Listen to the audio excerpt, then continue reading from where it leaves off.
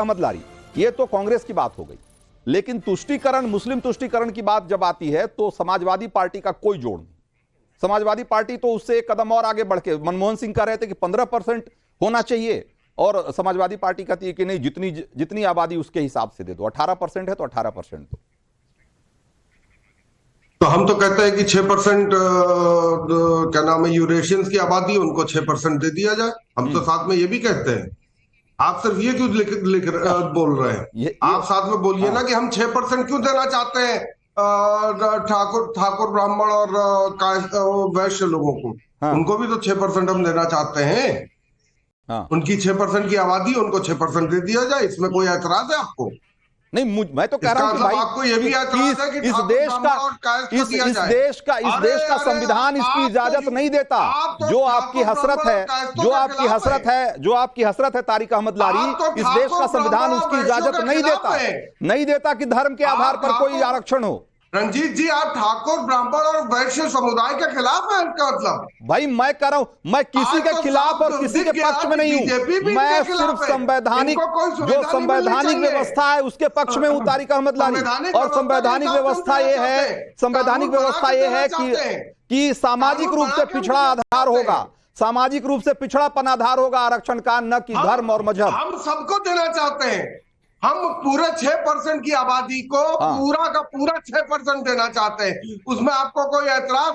भाई मैं कह रहा हूं कि मेरे ऐतराज होने नहीं होने का सवाल नहीं है तारिक अहमद लारी। आप चाहकर भी नहीं दे सकते, चाहकर आप ऐसी हसरत रखने के लिए स्वतंत्र हैं, ऐसी हसरत रख सकते हैं आप, लेकिन ये संभव नहीं है।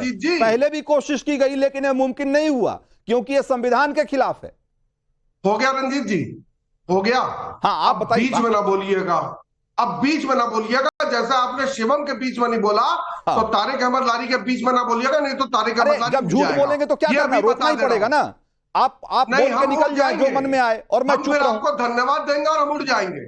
जवाब सुनना है तो कायदे से सुनिएगा, बैठ के चुपचाप सुनिएगा, और अगर कोई ऑब्जेक्शन है तो बाद में करिए। अब आप जवाब मत दीजिए, कायदा ही सिखा लीजिए मुझे।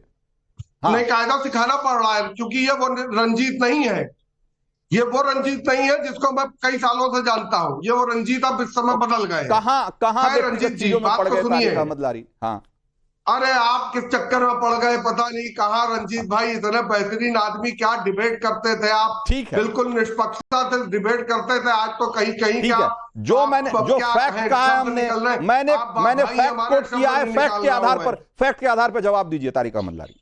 फैक्ट के आधार पर यह है कि जैसे 10% आरक्षण दिया जा सकता है, वैसे ही ये 6% आरक्षण देके हम चाहते हैं कि ठाकुर ब्राह्मण और वैश्य समुदाय के लोगों को, सबको, चाहे वो इस समय 100 करोड़ का मालिक क्यों ना हो उसको भी, चाहे वो 100 रुपए का मालिक हो उसको भी, इन तीनों समुदाय को 6% आरक्षण देके हम उनको निहाल करना चाहते हैं। इस पे कोई ऐतराज है? संविधान में तो नहीं है, लेकिन संविधान के हिसाब से जो कानून बनाया जा सकता है उस कानून के तहत हम इनको देना चाहते हैं। तो पूरा का पूरा देना चाहते हैं। शिवम त्यागी आप मैनिफेस्टो से ज्यादा वाकिफ हैं। शिवम त्यागी इनके आबादी के अनुपात में देना चाहते हैं। हाँ, इनकी हसरत में देना चाहते हैं और हकीकत दोनों में जरा फर्क बताइए। खत्म कर देते हैं इनकी हसरतों और हकीकत का फर्क जरा दिखाइए, बताइए। हाँ, थैंक यू झगड़ा ही खत्म कर देते हैं। Thank you. एक तो मैं जरा संक्षेप में कहना चाहता हूँ रंजीत, संक्षेप में शिवम त्यागी, पता नहीं क्यों, पता नहीं, वही मैं कह रहा हूँ, पता नहीं ऐसा क्यों है कि समाजवादी पार्टी ने अनपढ़ों की जमात इकट्ठी कर ली है।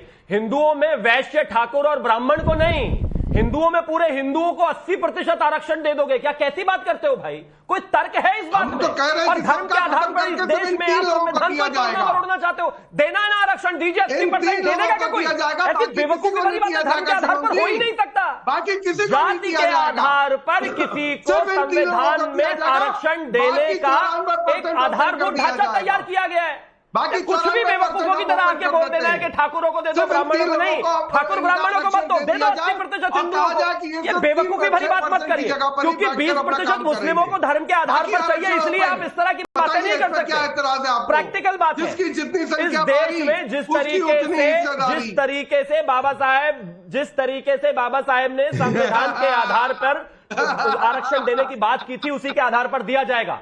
अगर मुसलमानों को धर्म के आधार पर नाम पर बजट या फिर उसके अलावा आरक्षण या कोई भी सुविधा देने की बात होगी तो भारतीय जनता पार्टी इसका विरोध करेगी और आदरणीय प्रधानमंत्री जी इसके खिलाफ रहेंगे। बहुत सीधी बात है, कुछ भी बोलते हैं आप। ठीक है, चीजों में ठीक है, जरा एक सवाल का रुझान और लेते हैं, उसके बाद चलते हैं, उसके बाद ममता काले के पास चलेंगे। जरा सवाल नंबर 2, क्या कांग्रेस की नीति हमेशा मुस्लिम तुष्टीकरण की है? ये हमने सवाल किया था और इसके जवाब में लोग क्या कह रहे हैं?